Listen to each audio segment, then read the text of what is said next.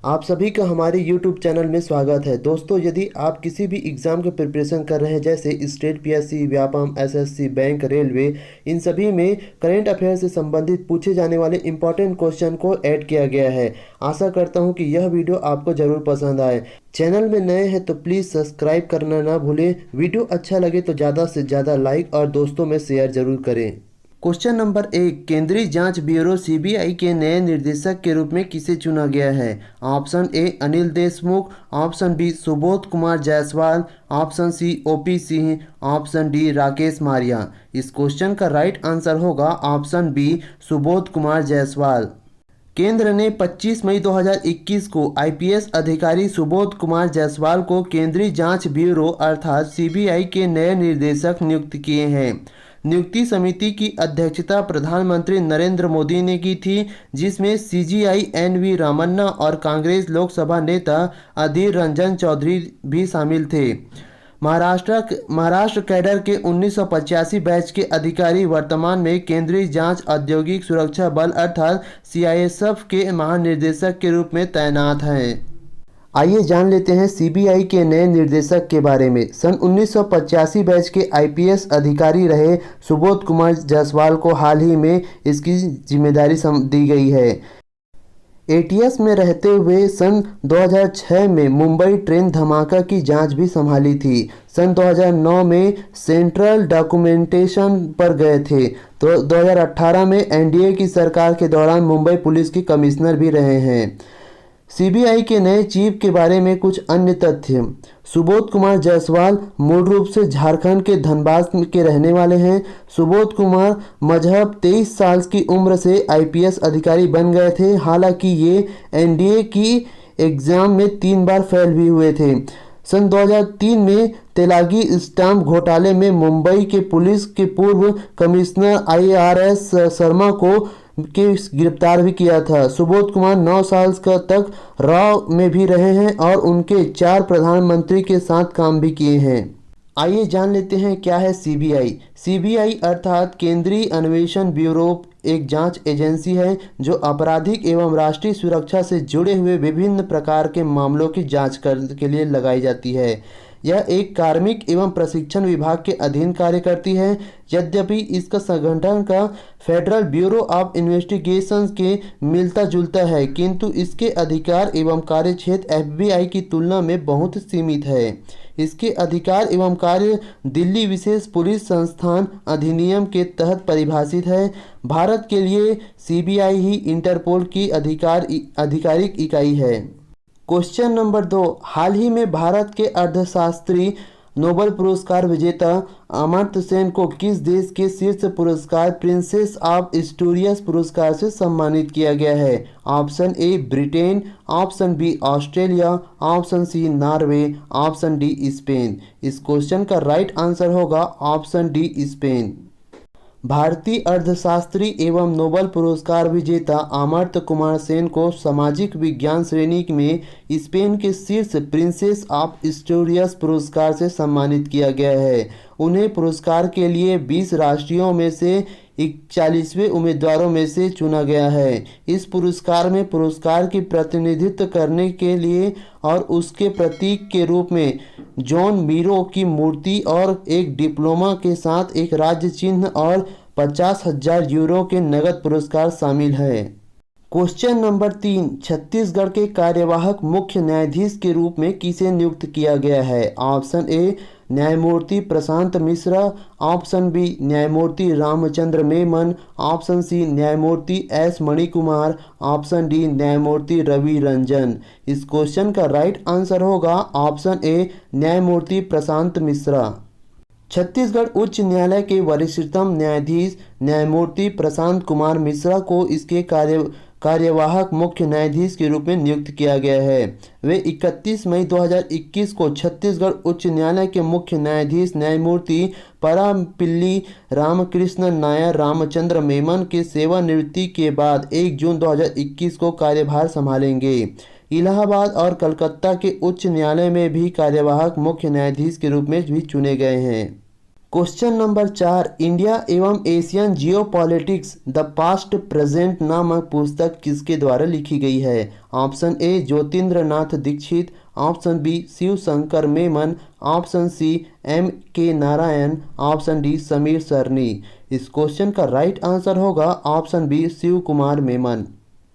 शिव शंकर मेमन की अपनी पुस्तक India and Asian geopolitics the past and present लेकर आए हैं। पुस्तक का पहला भाग जो अधिक ऐतिहासिक है और मोटे तौर पर उपनिवेशकवाद से वैश्वीकरण तक की अवधि को दर्शाता है और काल अनुक्रमिक ढांचे के अनुसरण करता है। दूसरे भाग में समकालीन एशिया को दिखाता है तथा अनिवार्य रूप से चीन और अन्य लोगों को इसके साथ इसके इंटरफेस और विशेष रूप से भारत के प्रकाश डालता है। क्वेश्चन नंबर 5, केरल के मुख्यमंत्री के रूप में किसने शपथ ली है? Option A Pinarayi Vijayan, option B M K Stalin, option C Ramesh Chennithala, option D Sindhu Joy. इस क्वेश्चन का राइट आंसर होगा ऑप्शन ए पिनाराई विजयन।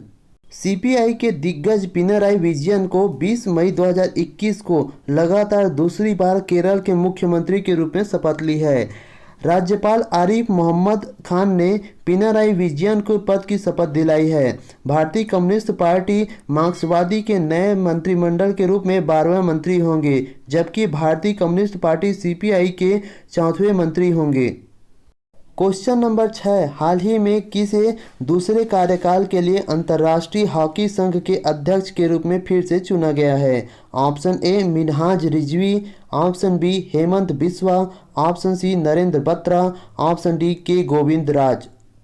भारत के निवर्तमान नरेंद्र बत्रा को 22 मई 2021 को दूसरे कार्यकाल के लिए अंतर्राष्ट्रीय हॉकी महासंघ के अध्यक्ष के रूप में फिर से चुना गया है। बत्रा भारतीय ओलंपिक संघ IOA के अध्यक्ष और अंतर्राष्ट्रीय ओलंपिक समिति IOC के सदस्य भी हैं। वे 2024 तक इस पद पर रहेंगे।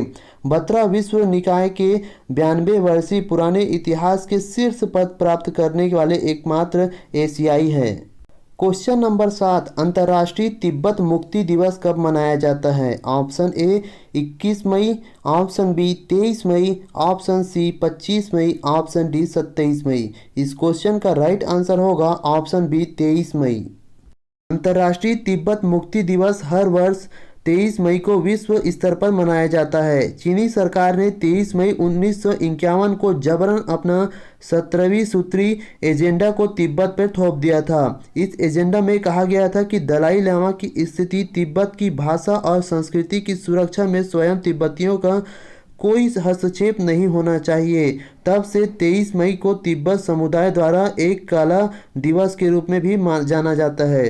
क्वेश्चन नंबर 8, राष्ट्रीय बाल संरक्षण आयोग अर्थात NCPRC निम्नलिखित में से किसके माध्यम से बच्चों को टेली परामर्श प्रदान कर रहा है? ऑप्शन ए प्रणाम, ऑप्शन बी संवेदना, ऑप्शन सी सक्षम, ऑप्शन डी स्वाभिमान। इस क्वेश्चन का राइट आंसर होगा ऑप्शन बी संवेदना।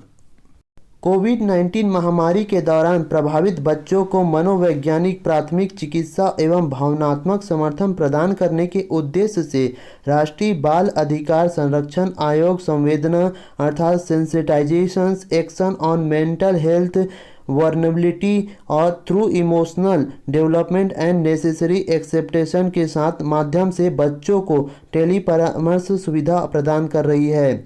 संवेदना टेली परामर्श सेवा महामारी के दौरान बच्चों के तनाव, चिंता, भय और अन्य समस्याओं को दूर कर उनके मनोवैज्ञानिक सहायता प्रदान करने के लिए है। क्वेश्चन नंबर 9, 28 मई को स्वतंत्रता सेनानी विनायक दामोदर सावरकर की जयंती के रूप में मनाया जाता है। वह निम्नलिखित में से किसके संस्थापक है? Option A land holder society, option B Pune Sarvajanik Sabha, option C Abhinav Bharat society, option D Indian society. इस क्वेश्चन का राइट आंसर होगा option C Abhinav Bharat society. 28 मई को स्वतंत्रता सेनानी विनायक दामोदर सावरकर की जयंती के रूप में मनाया जाता है। उन्हें आमतौर पर स्वतंत्रता वीर और सावरकर या केवल सावरकर के नाम से भी जाना जाता है। वह एक भारतीय स्वतंत्रता कार्यकर्ता एवं राजनेता थे जिन्होंने हिंदुत्व के हिंदू राष्ट्रवादी दर्शन की शुरुआत की थी। वह हिंदू महासभा के एक प्रमुख व्यक्तित्व भी थे। क्वेश्चन नंबर 10, 27 मई को भारत के पहले प्रधानमंत्री पंडित जवाहरलाल नेहरू की पुण्यतिथि के रूप में मनाया जाता है। उनकी आत्मकथा का नाम क्या है? Option A my times and autography, option B toward freedom, option C my country my life, option D the story of my experiment with truth. इस क्वेश्चन का राइट आंसर होगा option A my times and autography. 27 मई को भारत के पहले प्रधानमंत्री पंडित जवाहरलाल नेहरू की पुण्यतिथि के रूप में मनाया जाता है। उनका जन्म 14 नवंबर 1889 को हुआ था। इस दिन को बाल दिवस के रूप में भी मनाया जाता है। भारत की आज़ादी की लड़ाई के दौरान पंडित जवाहरलाल नेहरू ने 9 बार जेल गए थे। कथित तौर पर उन्होंने 3259 दिन जेल में ही बिताए हैं। उन्होंने भारत में 1950 से 1955 तक नोबेल शांति पुरस्कार के लिए 11 बार नामांकन जीते हैं। आइए जान लेते हैं पंडित जवाहरलाल नेहरू से संबंधित कुछ तथ्य। पंडित जवाहरलाल नेहरू का नाम आज भी सबसे लंबे समय तक भारत के प्रधानमंत्री रहने वाले के रिकॉर्ड पर है। नेहरू 16 साल 9 महीने और 12 दिन तक भारत के प्रधानमंत्री रहे हैं।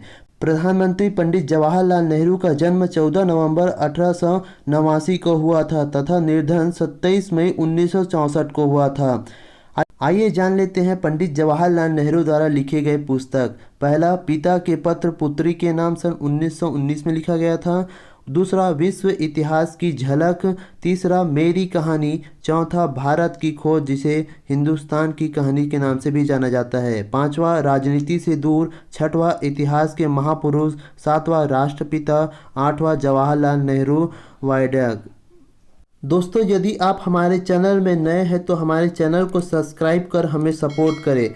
वीडियो अच्छा लगे तो ज़्यादा से ज़्यादा लाइक और दोस्तों में शेयर करना ना भूलें। इस वीडियो के PDF प्राप्त करने के लिए ज्वाइन कीजिए हमारे टेलीग्राम चैनल @CGPSC एग्ज़ाम या CG धरोहर। वीडियो के अंत तक बने रहने के लिए धन्यवाद।